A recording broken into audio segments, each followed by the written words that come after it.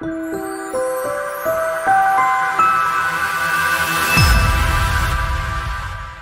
a programmer's wife tells him, while you're at the grocery store, get some milk. He never came back. It's for developers. It's for programmers. Yes, it is. Yeah, it's very deep. Okay. Yes. Hello. Hello, everybody. Welcome to our 5th video cast. Yeah, I'm Wolfi, and as always, with me is Elad. We are both certified LeSS trainers, and for this episode, we are back to our standard format, which means 2 questions, 5-minute time box for each. Today's topic is product backlogs and how many do we need? Okay. So let's first point out that if you are familiar with LeSS, then the answer is probably very simple, right? We need 1 product backlog, 1 product owner, and yeah, I can see what you're doing over there. You know, it's a virtual conference. So, however, since many organizations and product groups still have multiple product backlogs, we thought it's interesting enough to discuss. So where do multiple backlogs come from, and why are they undesired in LeSS? I'll start with the second part. Why are they undesired in LeSS? Okay. If you have multiple backlogs, it becomes nearly impossible to work in full alignment with business priorities. And failing to do that, failing to work according to business priorities will result more often than not in a negative impact on profitability. And then why would the company want to do that?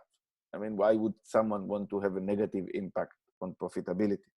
So LeSS is a framework that is aimed at optimizing for maximum ROI and agility, right? We're on the same page with that, I hope. So we do not recommend having more than a single product backlog exactly for that reason. This is why it is undesired. I hope at least that part was clear. Now, we get to talk to a lot of people, we do trainings, right? And we meet people, and some will say, no, we have multiple backlogs, and we are still working only on high priority items. And in my experience, this is often, I would be gentle, and I would say a false statement that organizations just tell themselves in order to feel good about the way they do things and not feel that they have a lot of room for improvement, right? Also helps maintain the status quo, reviewing Larman's laws and stuff like that. But let me just give you an example. Even if you're able at a specific point in time to work with multiple product backlogs and be fully aligned to priorities, that is definitely not agile. What will happen if you need a big strategy change? Like a simple example would be if you have a web app, and then you decide that you want to shift all of your efforts to mobile because web is no longer relevant. But you have only 2 teams that are responsible for the mobile product, which is of course the fake product. And now try and be agile enough to shift in that direction. That would make no sense. Actually, in some situations, it would even prevent or refrain the organization from making the right business decision. So not a good strategy. Highly recommended to avoid having multiple product backlogs and any kinds of siloing of information and knowledge. So now the first part of your question is, why do organizations have multiple backlogs, right? And I answered why it is undesired, but I think that is a result of the classic organizational design, what we have been falsely educated. And when organizations are starting small, usually there's of course 1 product backlog, if at all. It could be just an email going back and forth, and just 1 team working on that and taking ownership over the full product. And it becomes a problem when the organization is growing. Now we have maybe 2 teams or 3 teams, and then managers who are again, unfortunately, often not well educated. Let's just say it like that. They believe that specialization of teams is the efficient way to go. And of course, the more effective way to go is just growing teams' capability to be able to contribute value in the right places based on the priority. And I often say to organizations that it's more important or more effective to work on the high priority stuff slowly than to work on the low priority stuff fast. I probably also said that in our conversation before. So that organizational designs of having multiple specializing teams results in knowledge scatter, and then as time goes by, the problems become even worse. And then it's very, very hard to overcome it. You're in a state where the knowledge scatter is so huge. So you're losing the ability to really create value as the organization becomes bigger and bigger and bigger. And I think this is again, why it is very undesired, and the reason is just poor decisions and poor and misunderstood system models. Good. So now my question, Wolfi, if I may. Thank you. We are well aware that all models are wrong, right? Some are useful, but they are all wrong. So what are the situations in which it makes sense to you, if at all, to have more than a single product backlog? Well, the short answer is it depends, because the context matters a lot. And I think that one of the reasons is, as you already mentioned earlier, that the organizations might feel too comfortable in their current position. And that is why I say it depends. So let's come to this one. So ideally, there is only one product backlog per product. And so this means that organizations are always working on the highest value items. They're always on top. They can always be worked on, and everything is there nicely visible. So therefore, to have one product and having therefore one product backlog is an organizational design goal within LeSS. Now, in reality, it might be simply too hard to achieve for one organization. And they might never even reach this perfection goal. And the bigger the company, the worse it gets. So as you also mentioned, in your smaller companies, this is maybe more easy to achievable, but in larger companies, this might get really, really difficult.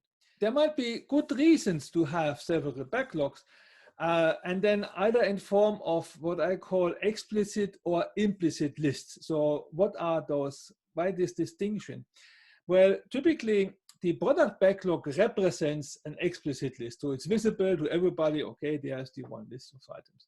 But then within this product backlog, there might be several implicit so-called hidden lists also in. This means, for example, imagine a team can only work on some of the items, but not on all of the product backlog items. Like you had just the example of the mobile application.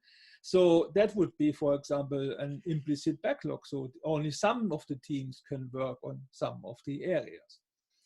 And so one reason might be that the problem domain has a very wide variety of product areas. So for example, imagine insurance company.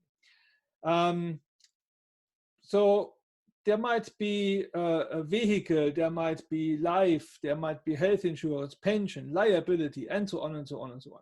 Or another one would be like in banking. Also there you have very many possibilities how to actually, or what products are in there. So, and that might be simple, too big to handle challenge for maybe the product owner, the teams, or both. Yeah? So that they cannot comprehend anymore all these domains, all the technologies required to get something done, at least every 2 weeks.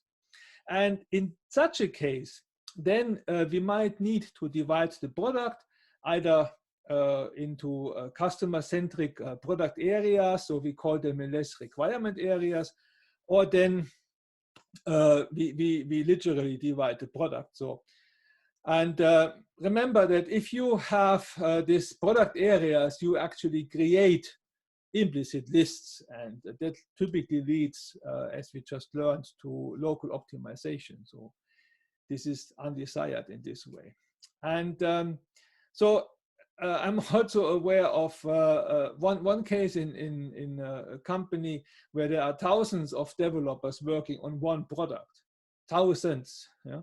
And then basically the customer still sees this as one product, but underlying structure is very complex. And in here, basically, the guys decided to go with several explicit lists because there are so many of them that otherwise it makes no sense to have them into one physical list. You don't see anything anymore. So that might then be more meaningful in this case, so then we have several explicit backlogs. And that, by the way, we call in less huge case. Yeah, so you can see that sometimes it makes sense, however, not on the expense of continuous improvement and not on the expense of trying to reach the perfection goal in less. So it makes sense within a context, but we understand this is a compromise. Yes. Okay. And okay. Insights? Yes. If a customer would have asked me that how to slice the product, should we have a mobile application or should we have then the web application? How do you know that this is not a good idea to slice this? That has been something what was bugging me. So because both are customer-centric in a way, but yet they actually eliminate the adaptiveness what you want to have. So that has been bugging me. What do you think about this? I think it's a great question. It basically comes down to what are you expecting to change? What is more likely to change? Yeah. And whatever is more likely to change, whatever is more likely to be needed to adapt, is how I would split the requirement area. Also, one other aspect is technology is often easier to learn than business. Mm-hmm.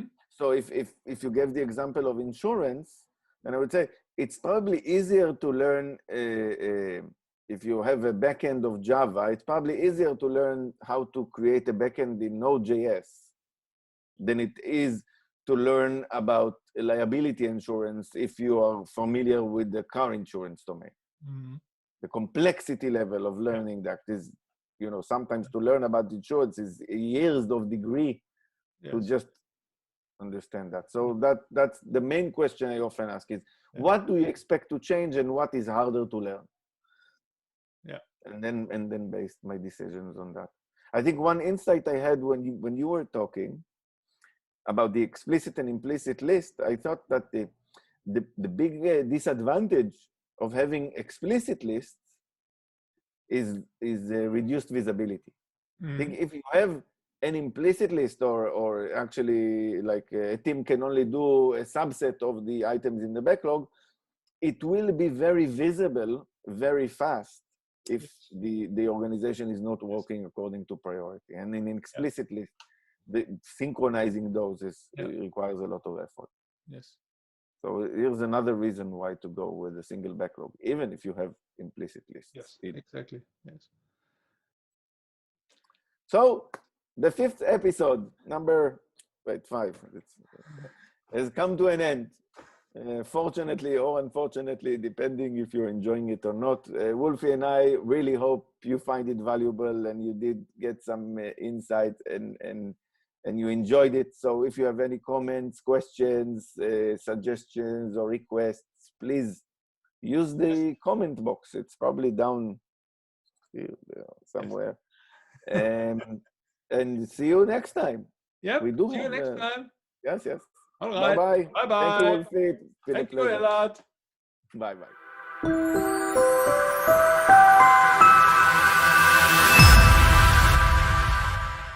Today's topic is product backlogs and how many do we need? 42.